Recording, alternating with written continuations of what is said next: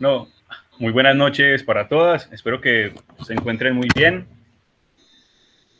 En esta ocasión vamos a conversar un rato sobre varios temas. Hacía mucho tiempo no hacíamos esto. Creo que se ha ido retomando de a pocos. En algún momento decimos como tocar un solo tópico, pero creo pues que igual como siempre quedan cosas en el aire, no importa si son uno, dos o tres temas, pues qué importa, ¿no? Da igual qué título pongamos al final, vamos a terminar hablando mal de la universidad. Entonces, Eh, creo que, creo que nada, invito a la gente que está ahí a que participe. Creo que son temas eh, de fácil llegada, de fácil tacto, ¿cierto? El tema de la educación nos convoca a todas de una u otra manera. La grasa, para quienes no tengan familiaridad pues, con la grasa, bien, porque ahorita estamos en la época de los fitness, entonces ahí pues ya les diremos qué es la grasa para quienes nunca han comido pastel de pollo o chunchurria y esas cosas pues que también definen y son parte del marco estructural de la educación. Y finalmente pues como existencialismo, ¿cierto? Que son también bastante populares. Entonces la idea es que hablen, como hay personas nuevas, caso Javier, el otro compañero Gustavo. La dinámica aquí es que, pues, si bien estamos Gustavo, Jonathan y yo ofreciendo algunos puntos de partida, la idea es que conversemos entre todas y pueden meter la palabra a través del chat o a través de audio, también con imagen, como quieran, y que construyamos. Entonces, esta noche vamos a hablar, repito, educación, grasa y existencialismo. Y bueno, yo hace tiempo no empiezo. ¿Me conceden empezar hoy? ¿Alguien quiere empezar? No, no, hay que castrar a Gabriel. No, mentiras, hágale de una. De una. Con toda, toda. Listo, Yo entonces, hoy espero que muchas personas hablen, porque educación es de todo el mundo, entonces chévere que todos Gracias. hablemos. sí, por ejemplo, toda esa expectativa en la educación de esperar que todos hagamos algo, ¿cierto? El tema de la formación. Entonces, aquí ya estamos un grupo de personas frente a un monitor para que se cumpla un fin específico, que es que Rincón sea, pues, como escuchado.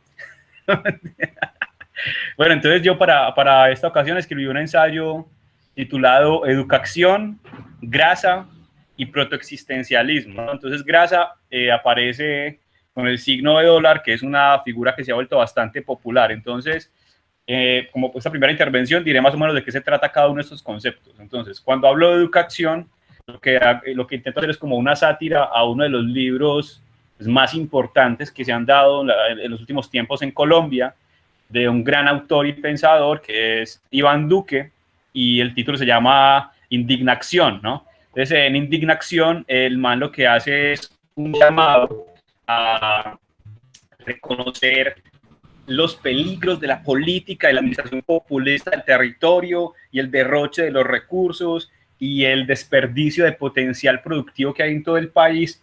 Y según él, que es sabido, ¿no? Y que lo ha demostrado, pues, como en toda su administración, eso se ha convertido en el compost de la indignación del pueblo colombiano, y esa indignación nos va a llevar a que seamos la mejor Colombia que ha habido en la historia. Entonces, ojo, porque con seguridad que solamente es por el tema de la pandemia, pero este man, el otro año que se reponga, vamos a hacer indignación pura y a tener la mejor Colombia que hayamos vivido. Eso sería como el primer bloque. Luego, pues, está el tema de la grasa. La grasa la tomo desde diferentes aspectos, como pues, desde el mundo del arte y lo que ha implicado en el mundo del arte, la estética, pero sobre todo la grasa como combustible, ¿no? Este tema de que la grasa es, pues, como ese almacén de energía. Y entonces, ¿qué almacenes de energía tenemos ahora? Tenemos como almacenes de energía, pues, el estudio que elegimos, el trabajo que aceptamos, las personas con las que nos relacionamos, la familia, la ropa que compramos, en fin, todo lo que de alguna manera nos genere una ganancia para seguir, pues, moviéndonos en la vida. Eso es combustible. Entonces la grasa es más o menos todo eso. Ahí pues lo tomaré como de algunos referentes específicos. Y bueno, y finalmente el protoexistencialismo, lo que voy a tratar de plantear hoy es como esa, o poner como en tela de juicio esa tendencia a invalidar las posturas y las formas en que otras personas se narran, sobre todo a través, pues, de los movimientos urbanos, de esto que se llama, que se han apropiado de este concepto de lo real, ¿cierto? Entonces el rapero y el reggaetonero y el urbano es el de lo real y lo demás es carente de autenticidad, entonces pues me paro sobre esto. Hoy creo que podremos también reírnos un rato, entonces les invito a que no se tomen en serio como nada de esto y que hablemos de eso, pues la educación es un chiste, la grasita es necesaria, igual estamos existiendo, entonces aquí no hay espacio para el sí absoluto y el no contundente. Yo sí tengo un par de preguntas por ahí muy serias que quiero que Sí, analicemos un poco. ¿Te tomaste esto en serio? Bueno, ¿qué preguntas? Dale, dale. Habla de las preguntas. De una vez. Sí, Sí, claro. suéltela. Listo, entonces yo voy a plantear esto y es que la educación en algún momento fue pensada para la libertad del hombre, ¿cierto?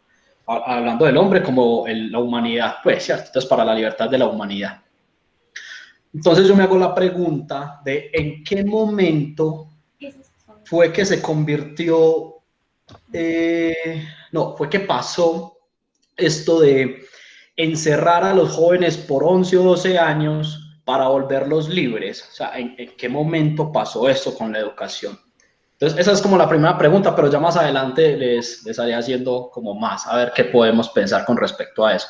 ¿En qué momento fue que educar para la libertad implicó encerrar a la humanidad durante 11 años, que es el bachillerato, y ya después lo que es la universidad y todo, ya cuente más años, para volverlos libres? Buena. Por Buena pregunta. ejemplo, sí, por ejemplo, yo hoy les traigo como mazapán teórico, ¿cierto? Y pues porque el asunto de la educación lo vengo pensando desde hace mucho tiempo, ¿cierto? Entonces ya por ahí escribiría un ensayo sobre pedagogías alternativas, ¿cierto? Sobre lo que plantea pues Pink Floyd en la canción de Un ladrillo más en la pared, ¿cierto? Y es muy bacano ese video porque si ustedes recuerdan el video de esa canción de Pink Floyd, es como un poco de niños que son ahí como puestos en una maquinita para hacer como salchichas. Se te Entonces está saliendo todos, mucho el sonido, Tao. Mira, a ver. ahí me escuchan bien. Sí, dale.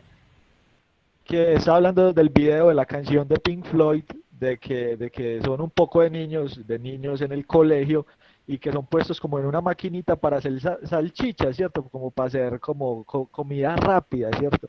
Y yo creo que gran parte de la educación como que apunta a eso, ¿cierto?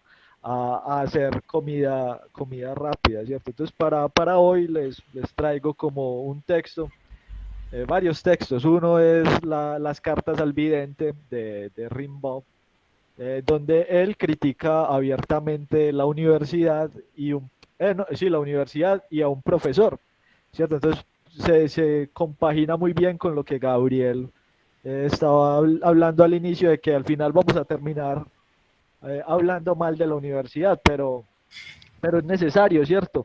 O más que hablar mal es como poner el concepto en la crítica como aquel que se aparta de algo, ¿cierto? Y entonces en uno de esos ensayos que yo escribí sobre la educación, digo que uno a veces cumple como esta función de la niña universitaria que, o el niño universitario, ¿cierto? O el adolescente, el puber universitario, que oye y oye al profesor con doctorado, ¿cierto? Y que le interesa pues como esos discursos de esos sujetos que dicen que para uno hablar en la vida tiene que tener un doctorado, ¿cierto? Y para ejemplificar un poquito eso de lo que les voy a contar, también traje otro texto de un pensador antioqueño, creo que es antioqueño, se llama Stanislao Zuleta, que plantea algo sobre la lectura, ¿cierto? Él tiene varios textos sobre la educación, ¿cierto? Uno de ellos es La educación, un campo de combate, y otro que pues, de los que yo conozco es este que les voy a traer extractos o apartados, que se llama Sobre la lectura. Entonces él plantea ahí el asunto del leer. Bueno, yo quisiera ya también, para empezar a hilar el tema, con la pregunta de Rincón, me parece que es muy buen punto de partida, y con la metáfora de las salchichas como embutido, ¿cierto? Y todo lo demás, creo que también Gustavo podrá abordarla. Yo por mi parte, pues, antes de responder, quisiera comparar, ¿no? Porque dentro de lo que yo sé de los orígenes de la educación, hay una diferencia en decir que se educaba para la libertad y no en la libertad, ¿cierto? Este tema de la escuela, pues de la educación, que nace como lo que se hace en el tiempo del ocio. Entonces, claro, ya empieza a haber unos sistemas organizados de producción y de organización de los recursos, entonces queda un tiempito libre, y ese tiempito libre, pues quienes tienen el privilegio de gozar de ese tiempo libre, van a la escuela, ¿cierto? Y empiezan a tener unos saberes como que para el momento se consideran esenciales. Y eso me parece interesante porque justamente hoy en la tarde hablaba con alguien sobre, pues, como ese tema de la libertad y sobre las decisiones que se toman. Entonces, por ejemplo, uno, como que ese era el planteamiento. Si yo hoy tomo una decisión que no me hace libre de facto, pero que en unos años, dentro de un plan, a propósito de ese concepto que cuestiona tanto Rincón del proyecto de vida, dentro de un proyecto de vida, en unos años me considero libre, podría yo decir que lo que voy haciendo dentro de ese plan de vida, así en ese momento no se considere estadio de libertad, sí sería como libertario, es decir, cada instante en el que yo haga algo así sea opresivo, pero que tiene como fin la búsqueda de la libertad, me haría que esos días fueran libertarios. Y ahí entonces lo que yo planteo es como, puede que sí, puede que no, para mí sí. ¿Por qué? Porque la libertad igual es una cosa abstracta, igual no importa cuál sea la sensación o noción que tengas de libertad, como alguna vez lo explicaba Miguel, que está por ahí cuando hablábamos de lo vulgar y lo sagrado, pues hay como unos condicionantes y unos tipos de libertades, pero al final no importa, no importa, no importa cuál sea el nivel de libertad que alcances, va a haber un limitante, por ejemplo, que tú estás en otro país y quieres ver a tu mamá que se murió hace 5 años en otro país y la quieres ver ya viva, pues ahí está, llega tu libertad, estás limitado por una condición humana y pues por unos modos en los que se comporta la materia y la realidad, ¿cierto? Entonces como que hasta ahí hay unos limitantes y que en esa medida, si la libertad es algo subjetivo y abstracto, entonces también esas dosis de libertad que se van consiguiendo después de la decisión, pues van a poder ser consideradas como libertad. Eso como un primer planteamiento ahí, y ya pues como contraplanteamiento y frente a la pregunta, ya de manera concreta, pues diría justamente eso, ¿cierto? Aunque yo no creo que funcione, creo que ha sido totalmente ineficaz esa dinámica, lo que yo podría responder es, a vos te educan o te proponen que vayas a la escuela y luego a la universidad, porque a partir de eso se supone que vas a generar unas libertades, ¿no? Entonces se supone que cuando si vas a la escuela, entre comillas, vas a desarrollar un pensamiento crítico, unas capacidades mentales X que te van a permitir acceder a una experiencia laboral más digna, y esa experiencia laboral más digna, pues, entre comillas, que sabemos que no implicaría más recursos y mejor calidad de vida, y el que no tengas que ser esclavo eternamente. Incluso el tema de la pensión es un poquito eso, como que oprimite toda la vida para que tengas luego un poco de libertad. Yo lo vería por ahí, como frente, ¿por qué se convirtió en eso? Por ejemplo, aquí en Colombia, el tema del bachillerato, y creo que en todo el mundo, ¿cierto? El tema de una formación secundaria obligatoria es más bien reciente. Entonces, por eso es que uno se maravilla cuando alguien tenía un doctorado a los 19 años, pero es que no importaba. O sea, en ese entonces, a principios del siglo XX y de ahí para atrás, pues tú simplemente, si mostrabas capacidades intelectuales a los 15 años, te presentas por una investigación, por un proceso doctoral, y ahí estaba. O sea, no es como ahora que ya hay todo un montón de parámetros que también son consecuencia, pues, de una estructuración para producir capital y mantener todo como en cierto orden, te vas ganando. Y bueno, a propósito de eso, pues sí, no, y yo sé que ya hablé bastante y como que son muchas ideas sueltas, pero no quisiera dejar pasar la oportunidad de iniciar como con mi planteamiento de la educación. Y bueno, lo que digo es que la educación, como la indignación, no es más que olvidar la preexistencia de los correspondientes verbos en infinitivo. Es decir, lo que están haciendo es, digamos que casi que reverbalizar, educar e indignar, ¿no? E indignarse como unas acciones. Y lo curioso es que la convierten como, listo, olvidemos que ya estos son verbos, tomemos sus características y verbalicemos sus características. Entonces, ¿qué sucede ahí? Yo propongo tres consecuencias de hacer este juego de palabras. La primera es que no pasa nada, ¿no?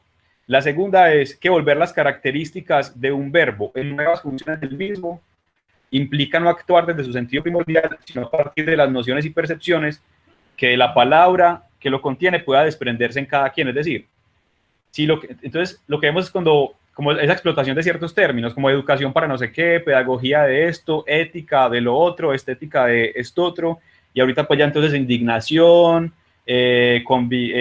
educación, como ese tipo de palabras que se inventan, son lugares vacíos en los que cualquier persona puede poner cualquier contenido, y ya más adelante pues hablaré un poco de cómo eso tiene sus pros y sus contras, pero aquí lo traigo justamente por eso.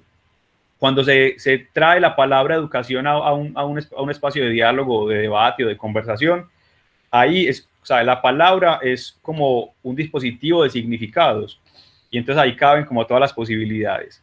Y finalmente, y creo que esta es la parte más significativa y también la más peligrosa de estos juegos de palabras, de los neologismos, es que consiste en poner a interpretar, a hablar o a interpretar a actores circenses, preferiblemente, de temas que no les corresponden. Y eso lo hago, sobre todo, pues, en la crítica que quiero plantear desde la idea de educación a la indignación de Iván Duque, porque entonces es un tipo al que no le corresponde ni estéticamente, ni éticamente, ni moralmente, ni técnicamente, ni políticamente, ni mentalmente hablar de las cosas que habla, y al mismo tiempo lo que hemos visto es que dentro de su ejercicio de gobierno ha puesto un montón de personas incompetentes, y que de hecho ahorita toda la gente que habla de innovación e innovación, por ejemplo, como en el Valle de Aburrá, lo que están haciendo es eso, promover la instauración de la incompetencia como la bandera del cambio.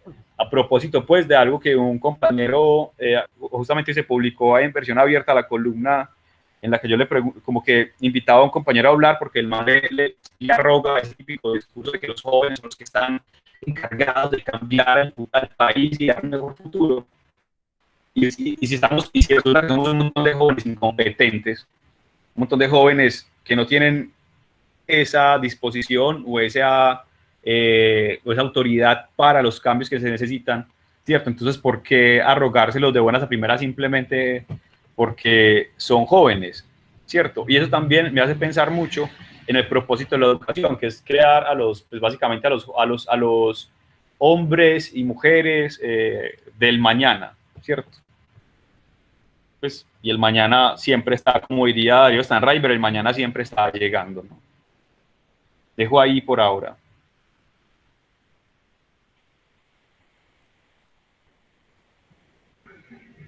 Llega un momento que la palabra es toda dura de tomar.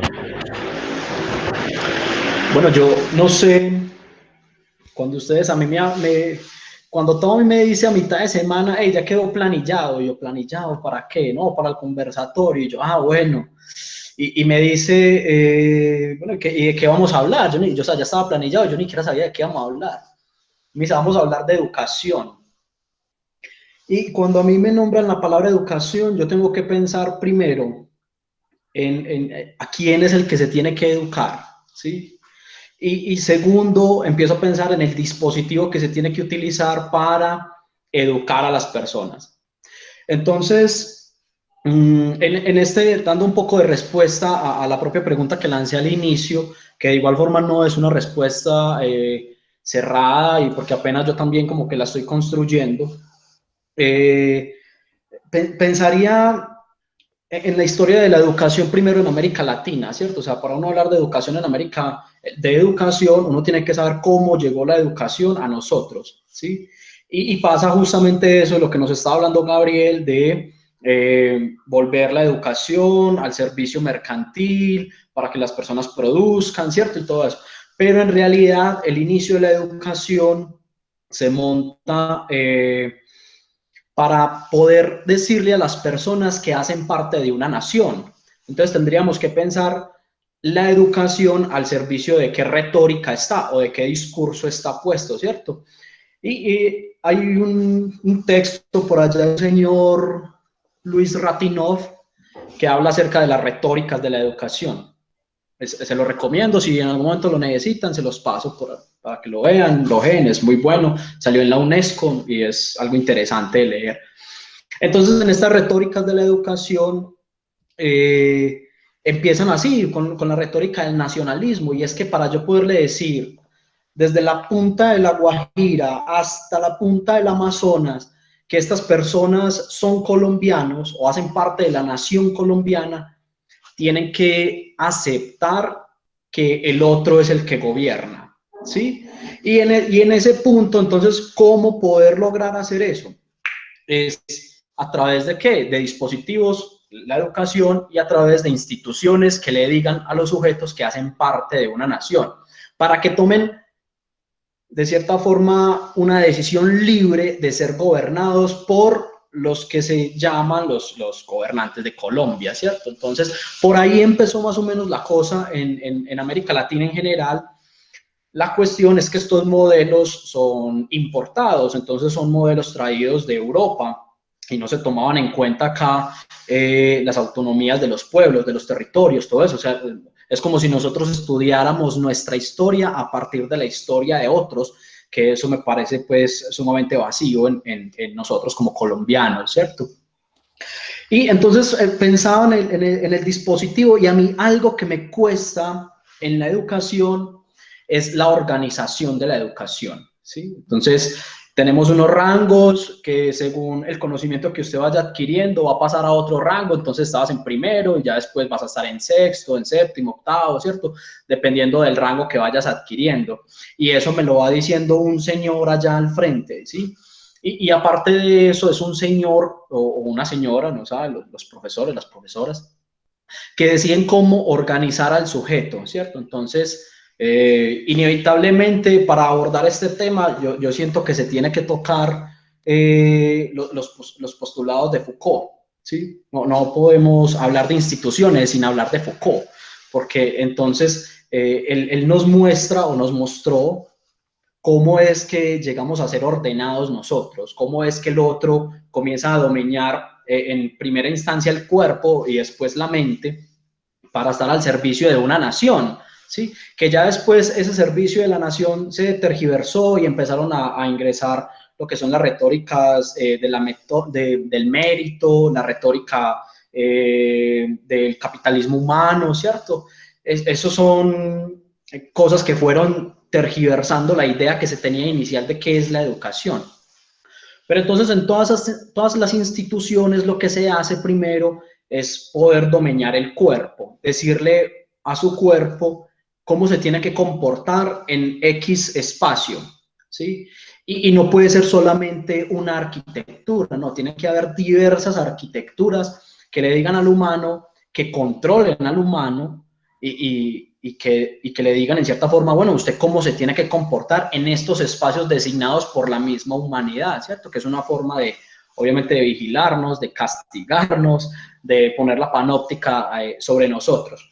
A mí los personajes que más me llaman la atención en la educación son los que le dicen ese grupito de esa esquina, ese grupito de ese rinconcito allá. Esos personajes me parecen súper curiosos en las instituciones educativas. Es más, me parecen los más llamativos. Voy a hablar un poco de la organización del salón. Entonces, nosotros estamos en un salón ordenados en filas para que el docente pueda pasar en medio de las filas, mirar cómo va el trabajo, ¿cierto? ¿Qué es lo que usted está produciendo? ¿Qué es lo que usted está haciendo? Y a partir de esa mirada del otro, evaluarlo, ¿sí? Entonces, comenzamos por la organización de las filas. Ahora, ¿cuáles son los personajes que se hacen adelante, en la parte de las primeras sillas del salón? Por lo general, son denominados como los más nerditos, como los más juiciosos, Pues estoy hablando en una generalidad, ¿cierto? Del parlache de las aulas de clase y quién se sienta ahí, quiénes se sientan atrás. Entonces se sientan los más gamines, por así llamarlos, los más fastidiosos de la clase, los que no dejan dar clase efectivamente. Pero la perspectiva que tienen, esto viéndolo desde la postura del docente, entonces el docente tiene al frente los más juiciosos y atrás los que se supone que hacen más desorden. Pero viéndolo desde la perspectiva del alumno, yo quiero como entrar a evaluar eso en la educación, porque ¿qué es lo que miran los alumnos o los estudiantes o los educandos, como lo quieran llamar, dependiendo de la postura que tengan? Para formarse una idea de qué es la vida educativa, ¿sí? Entonces los de adelante solamente van a tener el punto de vista, vámonos a lo más corpóreo, mirar al profesor, ¿cierto? Y el profesor cómo se mueve, y el profesor cómo escribe, y el profesor cómo habla, cómo explica, cómo tiene unos ademanes corporales que indican algo, que está enojado, que está enseñando, que está tranquilo, ¿cierto? Cómo aprueba uno, cómo reprueba al otro. Sin embargo, me llama la atención son justamente las personas que están atrás, ¿sí? Porque los de atrás no solamente tienen la perspectiva de mirar al docente, sino que tienen la perspectiva de mirar todo el grupo, ¿sí? Y entonces comienzan a decir, esta es la linda del salón, estos son los más apitos, este es el lambón del profesor. Entonces ellos tienen una mirada totalmente más, o por lo menos es lo que yo planteo, ¿cierto? Y es mi perspectiva, tienen una mirada totalmente más amplia de lo que supone la persona que está al frente del salón, ¿cierto? Y yo pienso que justamente el sujeto de lo inconsciente está puesto en el rincón del salón, ¿cierto?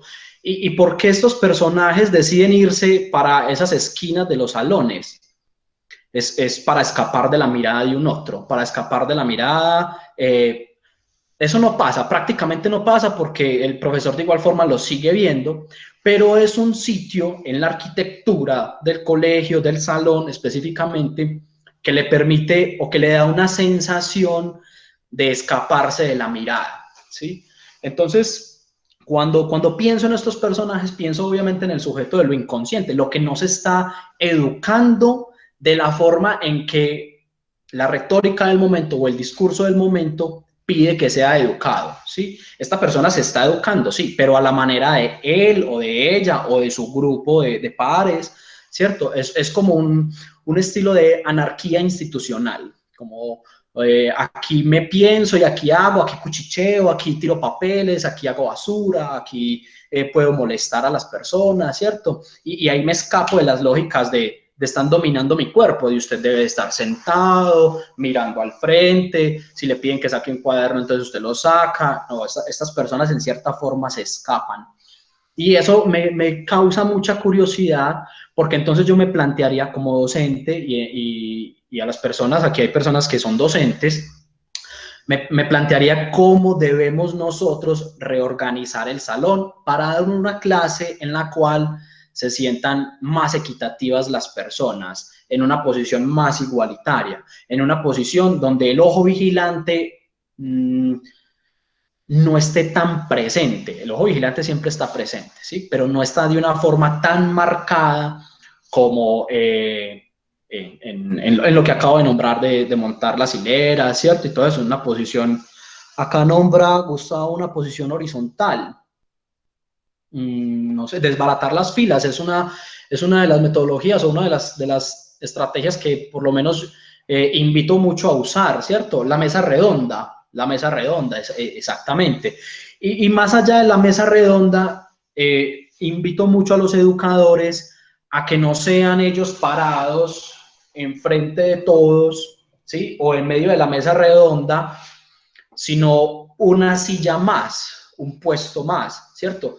Para que entonces ahí se desmarque un poco esa figura del poder, donde entonces nuestro cuerpo tiene que alzar la mirada para mirar a alguien que supuestamente es más grande, y que aparte de que supuestamente es más grande, supuestamente tiene otros conocimientos que debe de darme, hablando ya de educación capitalizada, ¿cierto? Él es el que tiene, yo no tengo, él me va a dar, y entonces yo le tengo que rendir pleitesía, teniendo mis cuadernos, manteniéndome en mi puesto, no cuchicheando con él del lado, le tengo que brindar pleitesía para que me brinde ese conocimiento. Entonces, pienso que puedo dejar como por ahí esa intervención para pensar nosotros, por ejemplo, cómo nos gustaría ser ubicados en aulas de clase, y si tenemos la oportunidad de dar un taller, porque yo sé que aquí hay personas que dan talleres y que brindan acompañamiento a poblaciones diversas, cómo es la forma que podemos ubicarnos sin que la arquitectura sea sea una camisa de fuerza o una barrera a la hora de comunicarme con el otro. Yo, sobre eso que plantea Rincón, me parece como eh, interesante el asunto de que los de atrás son el sujeto del inconsciente, ¿cierto? Porque pues yo entiendo el inconsciente como algo del cual uno dispone pero no sabe que tiene, ¿cierto? Un conocimiento sin memoria, pues por decirlo así. Entonces, esas personas de atrás son como la sombra, ¿cierto? Para pasarlo a junguiano, ¿cierto? Como ese conocimiento que está ahí, ¿cierto? Pero que uno sabe, pues que uno no sabe que está, ¿cierto? Esa gente que aprende a su forma, pero que uno como docente, siendo yo pues docente entre comillas, no sabe cómo diablos aprende. Y eso fue pues lo que plantea Rincón y me gusta, ¿cierto? Y en relación a la estructura, ¿cierto? Yo ay, ve, nunca me había pensado como el asunto en la estructura del salón de clase, pero sí me parece muy pertinente el hecho de que el docente, ese sujeto que tiene la posición, el falo, se sitúe con ellos, ¿cierto? Entonces me llega otra pregunta, ¿cierto? Porque entonces Rincón se la tira a los pedagogos o al maestro, pero creo que el psicólogo también es pedagogo, ¿cierto? La labor clínica o psicológica es pedagógica, ¿cierto? Porque en cierta manera enseña, aunque digan que no, a tramitar el asunto de eso que afecta, ¿cierto? Eso que incomoda, del síntoma, de lo que uno tiene aquí y no se ha dado cuenta, ¿cierto? Entonces, como que, ¿cuál sería la posición ahí del psicólogo en relación al falo, ¿cierto? En relación al falo del conocimiento, en relación a la teoría. Y en la arquitectura del psicólogo, ¿cuál sería la posición de nosotros ahí, ¿cierto? Entonces ya sabemos que la del pedagogo es algo que se tiene que meter allá, pues. O bueno, más que tener, es importante que uno como pedagogo, como alguien que supuestamente enseña, se va a meter al mar con los marineros, ¿cierto? Porque ese asunto a mí me parece como problemático, ¿cierto? Del supuesto saber, de ese sujeto que tiene el conocimiento, como si el conocimiento fuera algo que uno tuviera, partiendo de ahí, como si el conocimiento fuera una posesión objetiva, ¿cierto?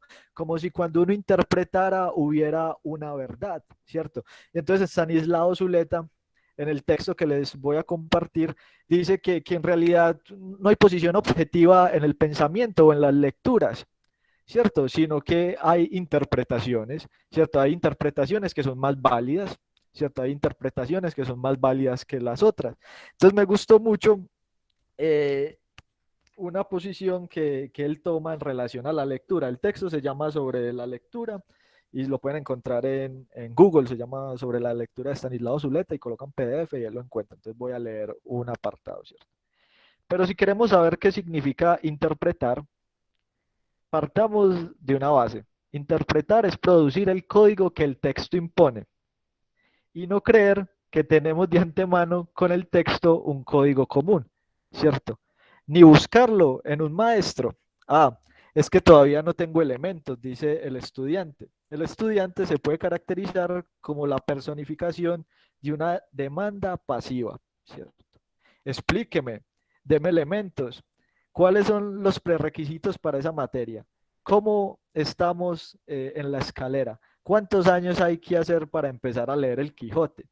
No hay que hacer ningún curso, hay que aprender a pensar, dice Stanislao. Entonces les quiero preguntar, ¿qué es saber pensar? Yo cuando leía esto Me preguntaba cuál es la manera adecuada de pensar cuando uno lee, cuando uno se sumerge en los conocimientos. Lo que se olvida del Capital a todos los marxistas es el prólogo. Esta obra no requiere conocimientos previos, solo la capacidad de saber pensar por sí mismos. No podemos leer a Marx con la disculpa de que realmente me faltan elementos. Sería mejor haber conocido a Hegel, diría Stanislao. Entonces aquí empieza como a requintar Stanislao y me gusta porque empieza como a darle. Entonces vamos con Hegel, pero Hegel está discutiendo a Kant. Entonces me faltan elementos y vamos a Kant, pero Kant está discutiendo a Hume. Entonces me faltan elementos y vamos a Hume, pero Hume está discutiendo a Descartes y vamos. Entonces comience con Tales de Mileto y cuando tenga 80 años llegará a Sócrates, si le va bien. Lo que le falta no son elementos, lo que le falta es interpretación, posición activa, discusión con el texto, pero el estudiante tiene una posición pasiva. Deme elementos, métodos, es decir, el cabestro. Pero ¿cuál es el método? El método es pensar, es interpretar, criticar. Se puede empezar un estudio de filosofía perfectamente con el ser y el tiempo de Heidegger. Los prerequisitos están en el texto mismo, pero la educación en un sistema entonces aquí dice pues una tesis como fundamental. La educación es un sistema de prohibiciones de pensamiento, transmisión de conocimiento como un deber, el conocimiento como algo dado, petrificado. Entonces por eso también traigo a Superlike, el de también caerás, no, también caerás.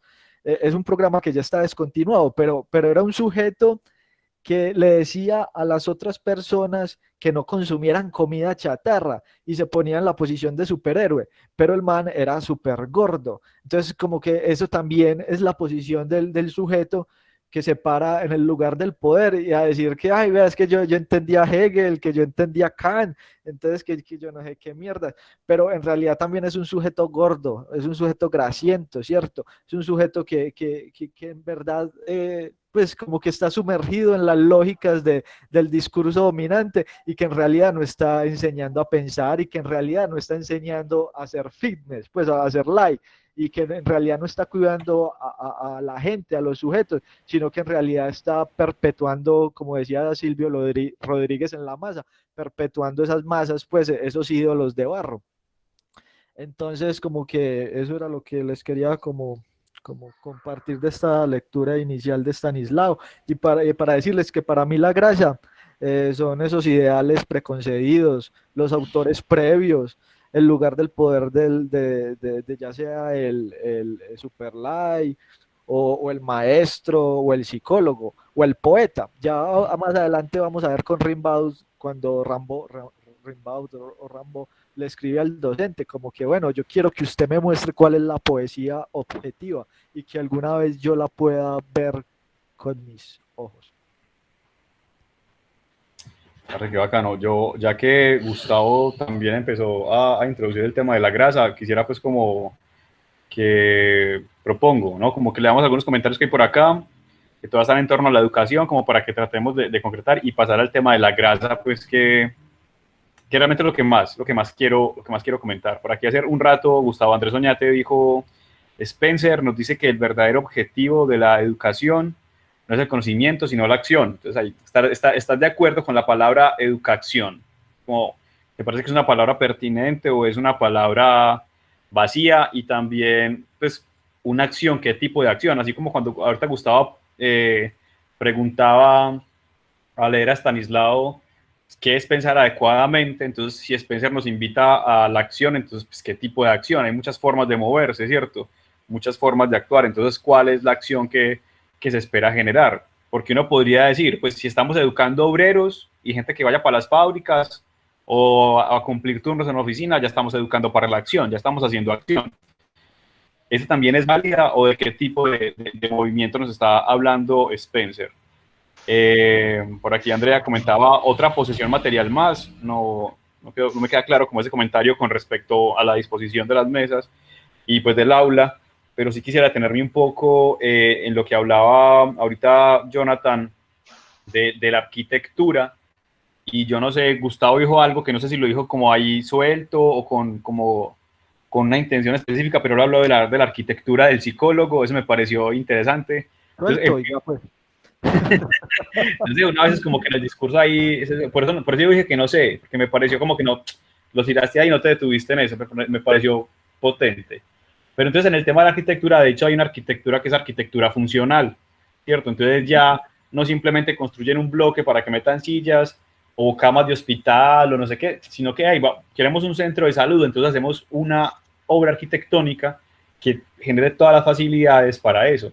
También todo lo que estamos viendo es como a partir de lo que es la nueva escuela que va dando todas estas alternativas pedagógicas, se disponen ya los espacios entonces circulares o se anula completamente los salones o este tema, esta posibilidad de que estamos todos y ya no hay salones, ya no hay, por ejemplo, esas paredes que separan los de primero de los de segundo, ¿cierto? Para que los de quinto les digan a los de primerito y se burlen de los de primerito y todas estas cuestiones ahí que me hiciste recordar con los de atrás y los de adelante, que comparto en gran medida, comparto en Ahora gran los medida nerds. y me hiciste recordar, nada más esta tarde, pues no la escuché completa, pero en esta página de Sobo Politicón estaban hablando unos psicoanalistas de aquí de Colombia y de Chile y discutían el tema pues como del psicoanálisis en la actualidad, ¿cierto? Y en las necesidades que tiene el psicoanálisis pues como de reinventarse. La conferencia se llamaba En tiempos del diván vacío y recordaban que justamente pues, por ejemplo, a Freud le tocó la gripe española. Entonces decían como, claro, Freud también tuvo el diván vacío y que lo que empezaron a hacer, pues sobre todo cuando fue al año siguiente, pues que todavía estaban en medio de la gripe española, que también fue el segundo boom de la industrialización en 1920, empiezan a publicar muchos textos sobre la importancia del psicoanálisis y de la técnica de la hipnosis, que porque lo que teníamos que aprender era a como autohipnotizarnos para resistir como la imposición del sistema. O sea, que la única forma que tenía el hombre de resistir al capital era la hipnosis. Entonces, por ejemplo, ahorita con el tema de la educación y la pregunta que hacía inicialmente de Rincón, creo que ahí también es otro factor que hace que la educación se nos convierta en un tema opresivo, ¿cierto? Como también lo que decía el mismo Marx, que la única forma de alcanzar la liberación es la alienación, ¿cierto? Primero hay que alienarnos, primero hay que perdernos para alcanzar pues, como la libertad. Sobre todo porque tanto en Marx como, por ejemplo, en Rosa Luxemburgo, la noción de libertad tiene mucho que ver con no caer en dos cosas. En el caso de Marx, principalmente, con liberarse de la naturaleza, ¿cierto? Todo lo que proponía pues Marx con el materialismo histórico es que vamos avanzando hasta cierto punto que podemos liberarnos de la gobernanza de la naturaleza. Y por otra parte, Rosa Luxemburgo lo que planteaba pues también a partir de eso era como, bueno, nos liberamos de la naturaleza, pero estamos creando unas nuevas opresiones y la idea es que empecemos a alienarnos al punto de no permitirnos caer. Y la manera que proponía ella era como un pensamiento ecosistémico en el que tuviéramos conciencia de cómo los diferentes aspectos de nuestras vidas y las otras formas de vida se van viendo afectadas pues por las cuestiones que asumimos.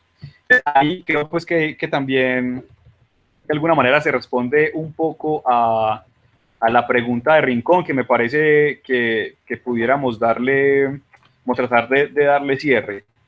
Y bueno, no quisiera pasar al tema de la grasa, sin antes comentar por lo menos recuerden que hace un momento les compartí como las 3 implicaciones de los juegos de palabras, y me detendré en la segunda, ¿cierto? Que es que cada quien va a dar a esas palabras vacías pues, el sentido de interpretación que quiera o los valores que quiera, y eso nos lleva como a un relativismo, ¿cierto? Y a un relativismo que inicialmente es disfuncional. Es disfuncional porque entonces lo que va a suceder es que lo que es muy popular es, todas las opiniones son válidas, ¿no? Entonces, todas son igual de importantes. Y todo ese paso mental, ¿no? Que todo lo que diga cualquier persona es válido, como decíamos alguna vez, pues claro, todas las monedas tienen un valor, pero tú no compras lo mismo con una moneda de 50 que con un billete de 50.000 pesos. Las dos tienen valor, ¿cierto? Pero no te abren las mismas posibilidades. Pero además, como que una de las ventajas que ha dado el relativismo y que eso es a lo que se está volcando y que se refleja sobre todo en los movimientos sociales que tienen que ver con la transformación. Pensemos, por ejemplo, en los movimientos de luchas de género, es que están en disposición del relativismo, pues, funcional, es decir, claro, descartemos los radicalismos de cualquier forma de pensamiento, pero dentro de los movimientos sociales que buscan el cambio y la aceptación de nuevas formas, o más bien la reivindicación de formas de ser humano, por ejemplo, en el caso de las luchas de género, lo que se hace es, no hay nada absoluto.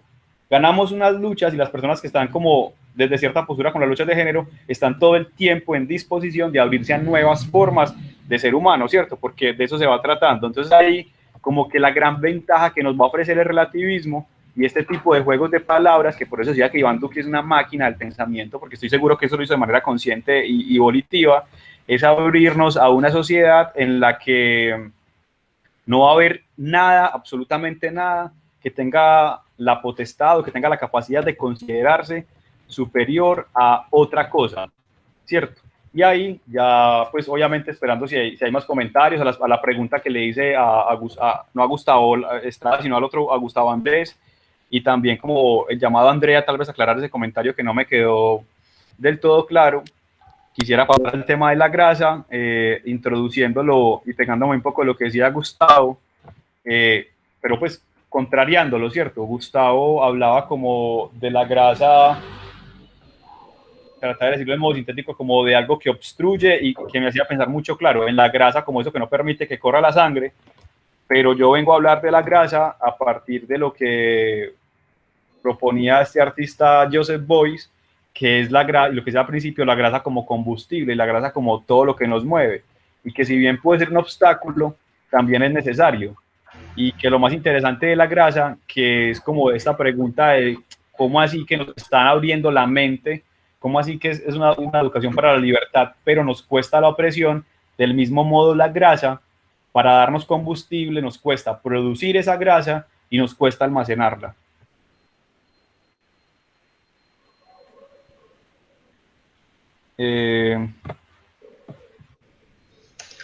No sé, antes de pasar a la grasa, yo creo que hay varios puntos que uno puede como retomar, porque Claro. creo que se nos va quedando como sueltas algunas ideas y sería como interesante plantearlas antes de dar paso a lo otro, ¿cierto? Y es, por ejemplo, Gustavo hizo una pregunta de qué es saber pensar, ¿cierto? Esa pregunta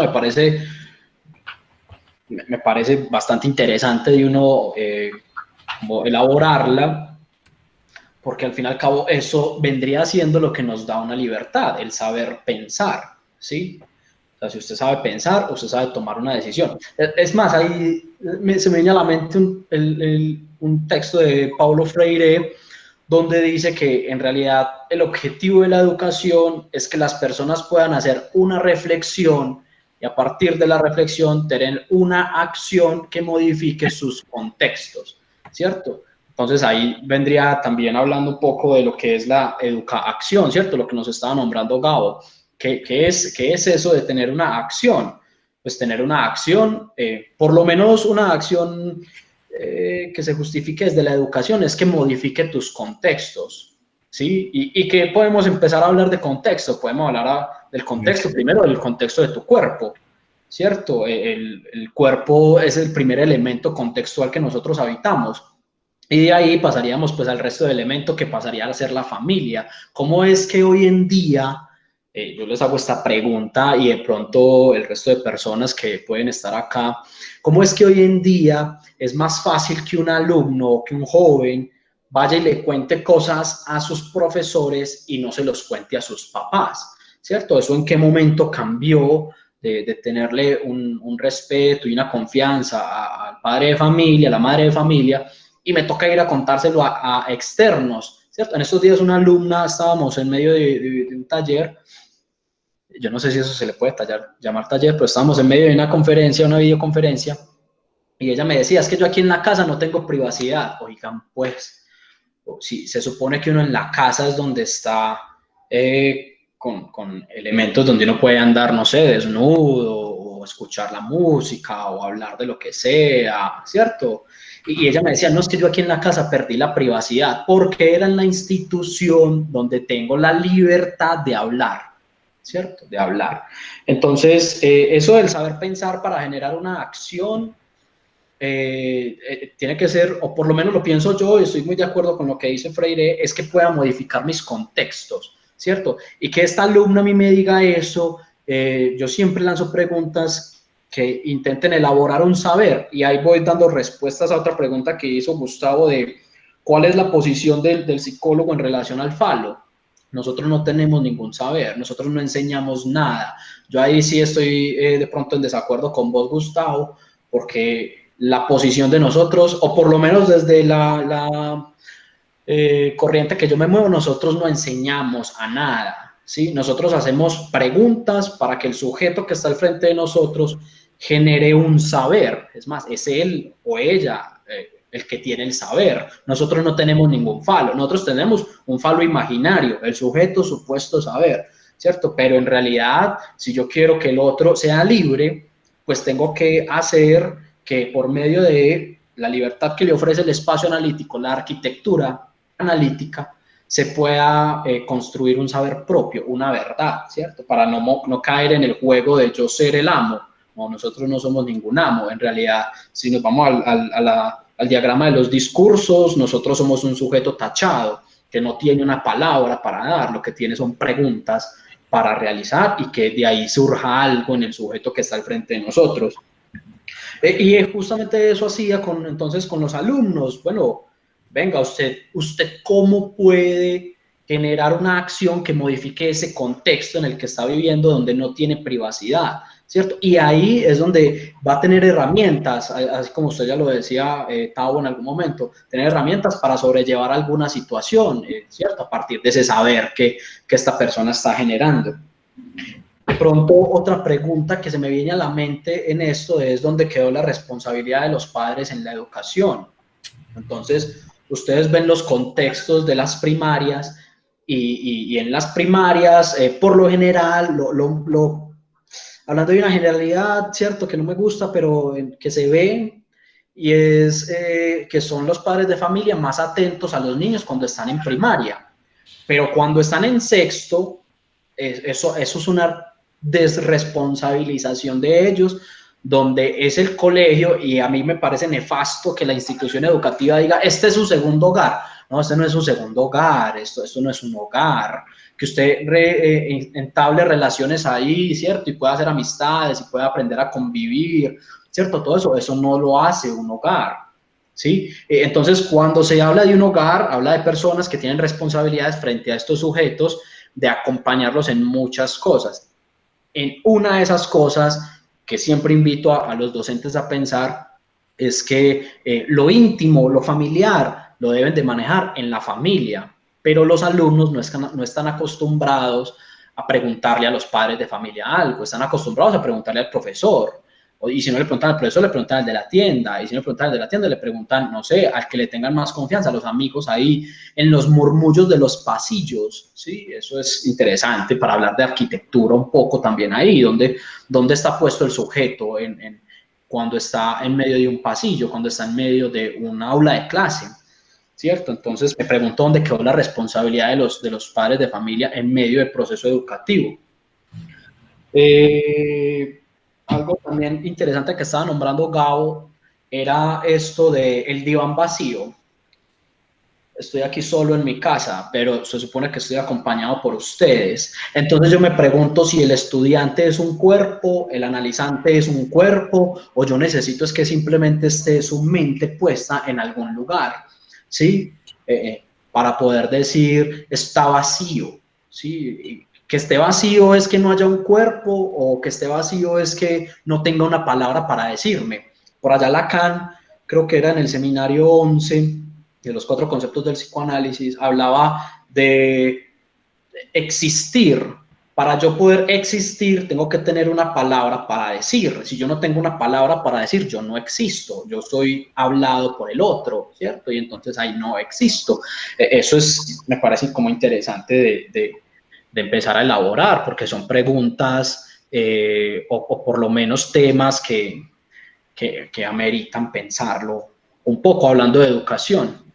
Pensar, parce, mira que yo también quisiera responder a la pregunta de Gustavo, ya que volver ahí y justamente a través de como otros de los textos de Freire, que es este de la pedagogía de la problematización. Y ahí hay un capítulo que es como el rescate de lo cotidiano y la teoría. Entonces, básicamente lo que propone ahí Freire es lo siguiente.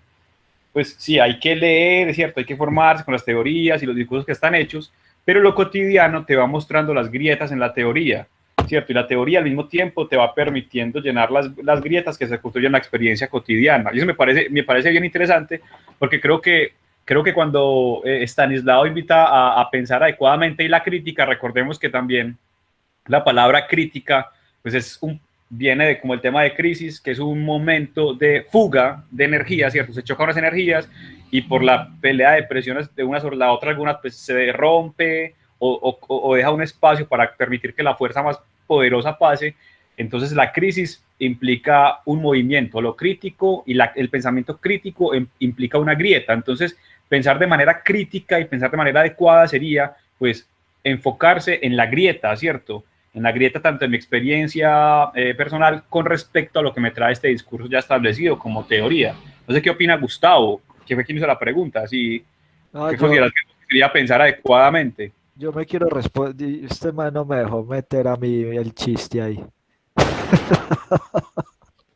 Pues iba a decir, no, yo quiero responder mi propia pregunta, así bien, bien psicótico, pero no. A propósito de la concepción psicótica de los psicoanalistas, de que, ay, que no hay un yo, que yo no hay que mierda. Bueno, eh, yo la quisiera responder en relación al texto de Stanislao, porque pues yo es otro y entonces no tengo una posición propia, ¿cierto? Y mi propiedad y lo que yo soy está permeado por este texto en este momento, ¿cierto? Entonces puede que yo en este momento sea una conversación entre lo que leí y lo que voy a decirles a ustedes, ¿cierto? Entonces, Stanislao dice, solo se debe escribir para escritores y solo el que escribe realmente lee. Entonces, yo pensaría, uniéndolo, pues, anudándolo a lo que decía Hannah Arendt. Hannah Arendt en una de sus conferencias decía que, pues, que pensar es escribir. Entonces, yo diría que Stanislao propone como que el que realmente sabe pensar es aquel que escribe, ¿cierto? Porque aquel que escribe es aquel que lee, ¿cierto? Y retomando lo de la grieta, lo de la grieta que Gabriel hablaba, y asemejándose la grieta al momento de crisis, Stanislao también propone eso, ¿cierto? También propone que uno no se debe acercar al conocimiento o a un texto, ¿cierto? Como con afán de que el texto te llene de un conocimiento, ¿cierto? Que el texto te suministre un conocimiento, ¿cierto? Como una bolita donde está el alma o una cajita donde está el alma, entonces el texto me va a dar ese concepto, ¿cierto? Entonces yo ya voy a ser un erudito sobre el alma, ¿no? Uno se debe acercar al texto con grietas, ¿cierto? En crisis, ¿cierto? Para que el texto te responda esas crisis, ¿cierto? Entonces decía que uno antes de hablar de un texto debe dejar que el texto lo afecte, ¿cierto? Pero que eso implica como un lector aventurero, ¿cierto? Porque se aventura a la nada, ¿cierto? Entonces el lector se aventura al texto, uno se aventura al conocimiento y eso lo transforma a uno. Entonces, cuando uno sale de eso, ya va a ser otro, ¿cierto?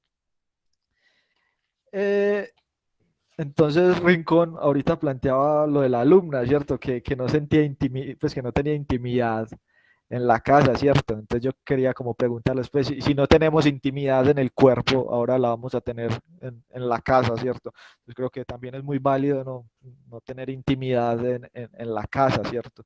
Yo, yo también a veces la he experimentado, ¿cierto? Sobre el lugar del psicólogo en ese espacio terapéutico o clínico, ¿cierto? Y en el lugar del saber, me consuela, me acaricia eso que dijo Rincón, de que más bien uno tiene un lugar de un supuesto saber, ¿cierto? Por ahí, se quitó de ese derrumbe que le iba a caer encima con el asunto del saber en el psicoanálisis, ¿cierto? Pero yo creo que eso también hay que dudar, ¿cierto? Hay que dudar de que el psicólogo o el psicoanalista se posicione en ese lugar del supuesto saber o en ese lugar tachado, ¿cierto? En ese lugar anónimo, ¿cierto? En ese lugar del susurro, porque, eh, bueno, porque sí, porque sí. Y en relación a la pregunta de Andrea, Andrea dice que sería interesante que hablaran del papel de las instituciones en la construcción de la educación. Y yo creo que la institución acá y en otras partes es perversa, ¿cierto? Le interesa producir salchicha, ¿cierto? Le interesa producir masa, les interesa es como el asunto, ¿cierto? Del artefacto, del artefacto para que la sociedad siga en su conjunto, ¿cierto? Siga moviéndose. Por eso William Blake diría que, que las cárceles están construidas con los muros de la ley. O este man, este escritor de Fredonia F. Gómez, en su texto Guayabo Negro, dirá que la cultura nos crea y después nos juzga, ¿cierto? La institución nos crea y después nos lleva, la ley nos crea y después nos lleva a la cárcel, ¿cierto? Entonces, Stanislao en este texto de acerca de la lectura, sobre la lectura, dice que al Quijote lo prohíben en el colegio, ¿cierto? Porque precisamente nos lo colocan a leerlo.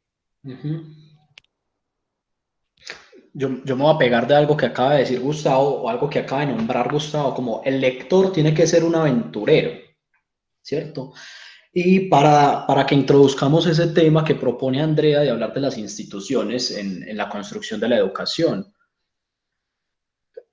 a la institución no le interesa tener aventureros, ¿sí? Porque el aventurero es el que deambula, el que conoce en otras partes, el aventurero es el que está abierto a la sorpresa, y las sorpresas implican nuevo conocimiento, implican usted enfrentarse a lo nuevo, a pensar algo nuevo, a generar un nuevo saber. Y si usted trae un nuevo saber, usted lo que hace es quitarle la posición al saber que ya está, ¿sí? Lo pone en debate o también lo puede afirmar, ¿cierto? De alguna forma. Pero por lo general se ven los nuevos saberes como algo riesgoso para las instituciones educativas. Entonces, si vos te pones a pensar, bueno, y te recomiendo un texto que se llama Los cuerpos dóciles, para que mires más o menos cómo es que se comienzan a construir los cuerpos en medio de las instituciones. Y es que, ya vamos a hablar de la grasa, hermano. Y es que en medio de las instituciones, como lo decía Gabriela ahí, lo que se pretende es comunizar, ¿sí? Entonces, te lo pongo así. Hay diferentes disciplinas en el mundo, la disciplina cuartelaria, la disciplina eclesiástica, está la disciplina educativa, ¿cierto? Está la disciplina del monasterio, pero entonces se necesitan arquitecturas para cada disciplina. Si vos, por ejemplo, querés hablar de hacer un deporte, vos necesitas una arquitectura que te permita practicar ese deporte. Y en esa institución es donde se forma tu cuerpo para actuar de cierta forma, ¿cierto? Y para que ahí se genere una comunidad específica. Yo me hacía la pregunta en estos días, ¿qué pasaría si en realidad el humano deambulara por todas partes, ¿cierto? Donde no tuviera unas paredes, ¿sí? ¿Qué tipos de conocimientos se generarían? ¿Qué encuentros podrían haber en medio del andar, en medio de las aventuras? ¿Sí? Eso me parece como interesante de pensar, porque a nosotros nos enmarcan el cuerpo en un espacio y en un tiempo determinado para hacer una actividad determinada, Pero ¿qué pasa si un deportista se encuentra, no sé, con un panadero? ¿De qué se habla? Esas conversaciones que están por fuera de las instituciones es donde está puesta de alguna forma la humanidad y se crean nuevos lazos y nuevos saberes. Entonces, no sé si eso pondría al sistema en riesgo, no sabría decirlo, ¿cierto? Y tendríamos que pensarnos también en qué sistema pues estamos hablando. No sé si vamos a leer más comentarios o si queremos seguir hablando de esto, si ya Gabriel quiere meterse con el Gabriel, tema de la grasa. Ga- Yo quiero manteca, yo necesito cebo Gabriel quiere en mis hablar venas. de la grasa del aguacate. Eh, A mí la verdad, no, como pero de educación, grasa, y yo fue puta grasa, yo qué carajo. ¿qué pensaste de la grasa? ¿Qué pensaste del tema de la No, grasa? yo lo veía desde lo monetario, yo grasa, me fui a lo más clandestino que tenía por allá en época rapera, la grasa, el dinero, ¿cierto? Todo eso, hasta Pero ahí llegó. mira que tiene mucho que ver porque vea, como que este tema de la grasa, como les decía hace un rato, el primero que lo propone es un artista, ¿cierto? Y que yo estoy seguro que la mayoría de personas que dicen como, hey, tenés grasita, o que ahorita como, digamos, todo este movimiento, como de la nueva ola de rap que hay allá en Medellín, ¿cierto? Que sacaron un álbum llamado como La Grasa, no tienen ni puta idea, ¿cierto? Pero lo bonito es que lo utilizan bien. Eso me parece interesante a propósito de esto que se hablando de la educación, como bueno, y con lo que leía Gustavo de Stanislao, de que no es que te falten, no es que te falte como referentes, o sea, no es que te falten insumos, o sea, lo que te falta es tal vez una disposición distinta para las cosas. O sea, no hace falta que la gente sepa quién dijo que la grasa es la que mueve al mundo para que utilicen bien el término, ¿cierto? Entonces, claro, estaba este artista por allá, Joseph Beuys, que hacía esculturas con manteca y sebo y toda la cosa. Y bueno, y por ejemplo, hace algunos años en España se creó un colectivo que son como súper, pues hacen sátiras básicamente y burlarse de las cosas y desde el principio llama a que no nos tomemos nada en serio, pero entonces ellos retoman como esa palabra grasa y lo que dicen es eso, la grasa es la plata, pero también todo lo que representa la plata. Y si pensamos en nuestra sociedad, pues la plata representa básicamente todo en la experiencia humana, ¿cierto? En mayor o menor medida, pero lo representa. Y si no es la plata como tal, pues siempre estamos hablando de transacciones que te permiten acceder a ciertas cosas que finalmente son energía y que es lo que te mantiene con vida. Y entonces, pues como que nuestra sociedad se mueve a partir de la grasa. Entonces yo también, a propósito, pues como tal vez para que no nos quedásemos y que esto no implique un retorno a la educación, la otra perspectiva de la grasa es como lo que mencionaba hace un rato.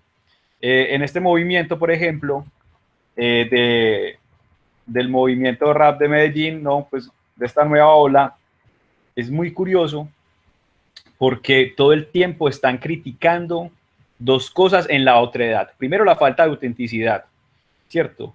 Primero, como que no son reales, ¿no? Y que todo el tiempo están fingiendo y que les falta creatividad, pero siguen hablando todavía de Pablo Escobar, ¿cierto? Todavía hacen una lectura. Entonces, lo que me parece interesante es que, claro, ellos se mueven a partir de su grasa, su experiencia cotidiana, pero se creen conscientes, y creo que eso nos pasa muchas veces a todos, y es que nos creemos conscientes de algo, pero esa conciencia se nos queda, como dirían, a un cuarto de milla. Se nos queda a un cuarto de milla, ni siquiera, digamos, a mitad de camino. ¿Por qué? Primero, porque seguimos hablando desde los mismos referentes. Por ejemplo, mira lo que pasa hoy. Estamos hablando de Stanislao Soleta, de Paulo Freire, de Michel Foucault, de Freud, de Lacan. Que claro, a propósito de lo que preguntabas ahora, ¿será que en el conocimiento es algo como patrimonio, marica? Claro, estos conocimientos son patrimonio, pero lo interesante es que el patrimonio tiene una característica y es que es voluble, ¿cierto? El patrimonio se modifica según la necesidad y la función pues, que va dándole cada persona que se enfrenta a ese patrimonio. Pero igual, seguimos con lo mismo. Entonces, ahí. Y por otra parte, que como que tomamos conciencia, sí, en experiencia cotidiana, pero no nos damos cuenta de cómo esa experiencia cotidiana está permeada por cualquier otra cantidad de cosas que también son lo real, ¿cierto? A propósito, pues como lo real, como eso innacible, como eso que es intocable, de lo cual tenemos pues a la mano lo simbólico y a la vista lo imaginario, que es como ese espectro del engaño.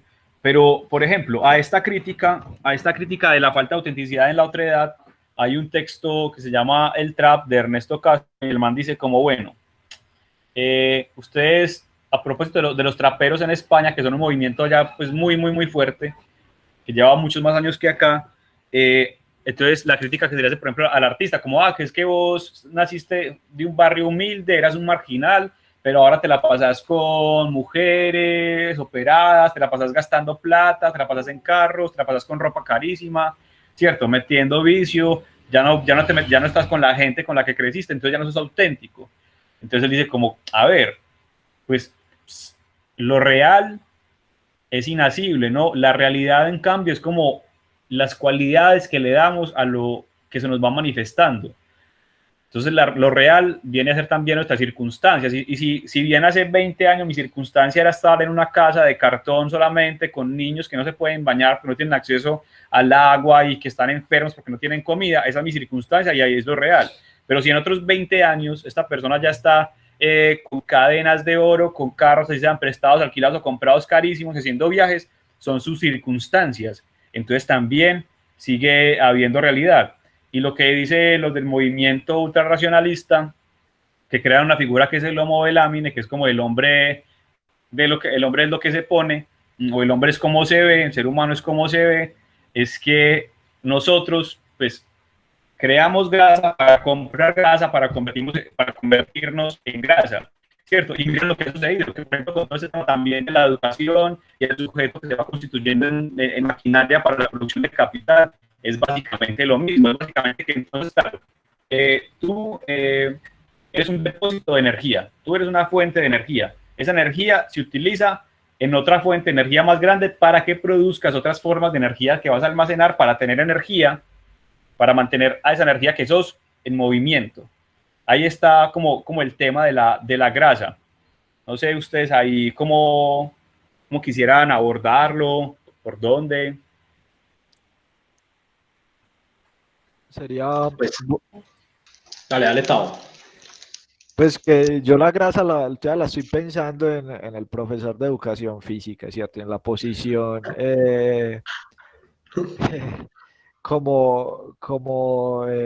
cínica de ese sujeto que lo ponía uno a trotar y era pues más barrigón que uno. Entonces como que uno a veces también tiene que ser cínico, ¿cierto? Y no tener como ciertos valores que la sociedad impone. Entonces yo la grasa pues no la tenía pensado, ¿cierto? Pero lo voy a plantear con el poeta francés, Arthur Rimbaud, o Rimbaud, ¿cierto? Cuando, cuando dice que él está dedicado a no trabajar, ¿cierto? O sea, en las cartas al vidente, ¿cierto? Le dice que está dedicado a no trabajar y a desenterrar viejos pendejos del colegio, ¿cierto? Profesores y personas que habían estado con él, ¿cierto? Y que les pagaran y que él recibía su pago con vino, con cervezas. Pues por aquí hay un apartado muy charro que él dice, ¿cierto? Ya es como segunda vez en estas conferencias que leo este tipo de textos porque es importante como mantenerse, ¿cierto? Mantenerse en el chicharrón, en ese chicharrón de varias patas que es la poesía. A veces se me sale ese camionero que llevo adentro. Trabajar ahora trabajar ahora, eso nunca jamás. Estoy en huelga. Por el momento lo que hago es encanallarme todo lo posible. ¿Por qué? Porque quiero ser poeta y me estoy esforzando en hacerme evidente. Ni va usted a comprender nada, ni apenas si yo sabré expresárselo. Ello consiste en alcanzar lo desconocido por el desarreglo de todos los sentidos. Los padecimientos son enormes, pero hay que ser fuertes. Que haberme nacido poeta y yo me he dado cuenta de que soy poeta, ¿cierto? Entonces como que, bueno, hay que alcanzar la perfección, hay que alcanzar como como ese ser fitness comiendo grasa. Pero eso, pero eso plantea como pues una metáfora, ¿cierto? No, pues, no se puede, realmente no se puede, pero poéticamente se podrá, ¿cierto? Y me gusta esa concepción de grasa porque la otra concepción de grasa que yo venía pensando, pues nos lleva inevitablemente otra vez a la educación, ¿cierto? ¿Cierto? O a otras cosas, pero me gustaría como centrarme en esa que propone Gabriel como una grasa que sea como la potencia del conocer, ¿cierto? Como una grasa que me permita acceder a eso que estoy buscando, ¿cierto? Como eso que no es tan bueno, como eso que no es tan saludable, pero que igual de alguna u otra manera como que llegamos a la perfección de los sentidos por la vía del desarreglo de todos los sentidos, ¿cierto? Igual es algo que propone también Rambo o Rimbaud por el asunto del ser poeta, ¿cierto? Pero entonces también como que va ligado a toda esta concepción de que el que es poeta, de que el que es artista está, está como anudado a lo trágico, a la tragedia. Entonces usted va a ver la vida de este autor de Rambo y se encuentra que se fue a traficar con armas a los 21 años a África, ¿cierto? Y que por allá un novio le metió un balazo en un pie y le dio como una enfermedad en el pie. Entonces como que en verdad la vida del escritor, la vida del poeta, del artista, tiene que ser necesariamente trágica, ¿cierto? Como para uno llegar al logos, al conocimiento, al saber como que tiene que implicar ineludiblemente sufrir. Entonces por ahí me encontré una frase de Nietzsche que dice que incluso en ciertas formas, incluso en ciertas alturas del pensamiento, la tragedia deja de ser trágica, ¿cierto? Entonces yo creo que es importante buscar esas alturas del pensamiento. Bueno, bueno, también hay para nombrar de nuevo a Nietzsche, Nietzsche también habla de que la filosofía se escribe con sangre, ¿cierto? Y para escribir, eso implicaría la experiencia del sufrir del cuerpo, ¿cierto? Del sufrir del humano, no solamente de lo corpóreo, ¿cierto? De todo nivel de sufrimiento.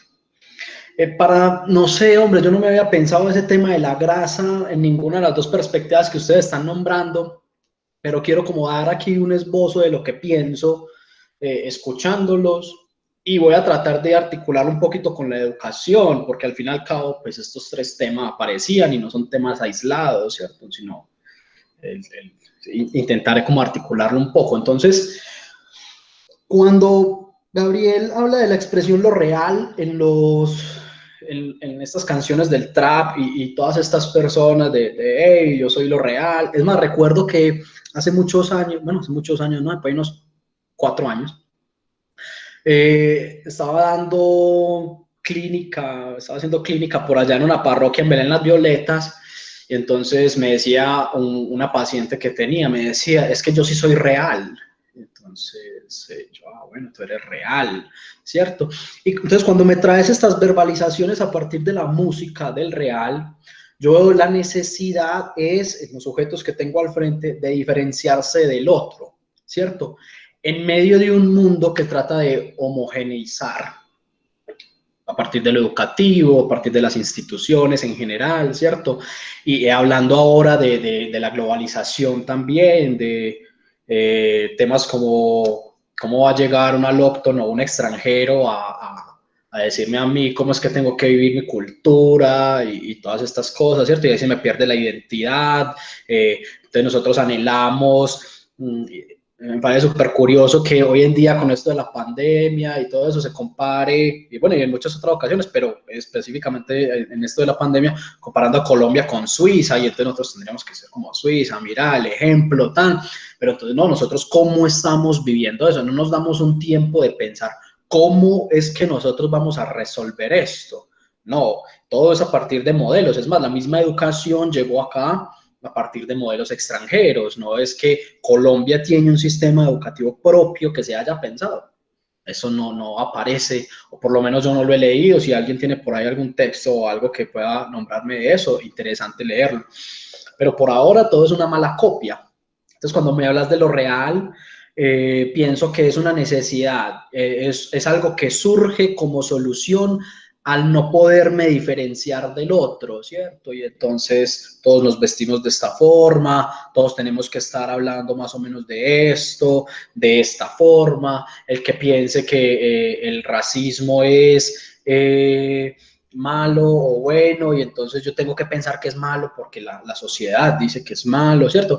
Entonces eso de lo real, de marcar lo real en cada sujeto, pues primero necesitaríamos un encuentro con cada uno de ellos, ¿cierto? Para saber en dónde está puesto lo real de cada uno, saber en qué forma se diferencia, en qué forma ha construido su cuerpo, su vida y el contexto que lo rodea, ¿cierto? Los contextos no se forman así de la nada.